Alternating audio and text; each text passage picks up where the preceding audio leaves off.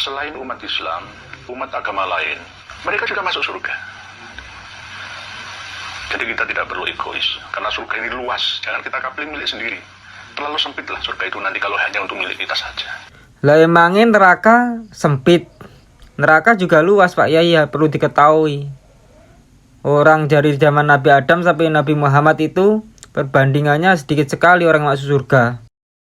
Di dalam surat Al-Baqarah ayat 62, Innal ladzina amanu wal ladzina hadu wan nasara was-sabiina man amana billahi wal yaumil akhir wa amila sholihan falahum ajruhum 'inda rabbihim wala khaufun 'alaihim wala hum yahzanun. Ayat ini jangan ditutup-tutupi. Wah, ini Ustaz Libra. Ya itu Gusti Allah ngendika, bukan saya. Ini kita bukan supaya apa? Umat ini semakin tercerahkan gitu loh. Semakin cerdas gitu. Tafsirane ojo mbok tafsiri secara dapuranmu. Tafsir Quran bil Quran, tafsir Quran bil hadis, seperti itu. Jangan tafsir Quran bi ra'yi. Yahudi, Nasoro, Sobiin pengikut Nabi Yahya atau Sobiin namanya. Yahudi, kamu tahu nggak bahwasanya Yahudi itu ada 2 kitab Tauratnya, Samaria dan Yudea.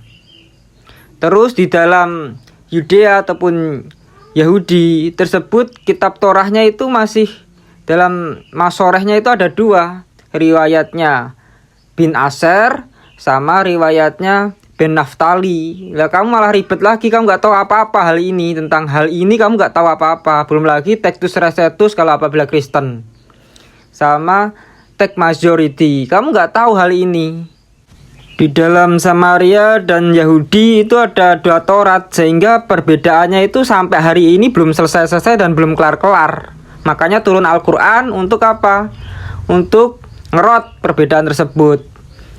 Di dalam Yahudi itu sendiri ada 2 juga, dari Ibnu Asar sama Ben Naftali. Itu pun perbedaannya nggak kelar-kelar sampai sekarang, maka turunlah Quran. Terus di dalam Nasrani, kitab Injilnya ataupun Alkitabnya, Perjanjian Baru, New Statementnya, bahwasanya gospelnya itu yang dikanon hanya 4, padahal banyak gospel. Gospel Maria Magdalena, terus Injil Barnabas, Injil-Injil Apokrifa yang begitu banyak tapi nggak dikanon, hanya 4 aja. Itu pun masih problem, perbedaan kitab-kitabnya mereka itu. Belum lagi surat Paulus yang ada 14 surat itu, tulisan Paulus itu. Nah, itu secara kitab suci. Kok Anda bisa membenarkan itu dari mana ceritanya? Anda belum betul-betul sangat minim sekali keilmuan Anda itu. Belum salinan-salinannya, papirus-papirusnya. Wah, banyak, mumet. Makanya karena banyak dan mumet dan beruat turun Quran. Nah, itulah bukti-bukti ketidakoriginalan kitab-kitab mereka, yang dimana kitab-kitab mereka itu banyak versinya, banyak manuskrip-manuskripnya, banyak salinan-salinannya yang tidak jelas arah berantahnya itu kemana.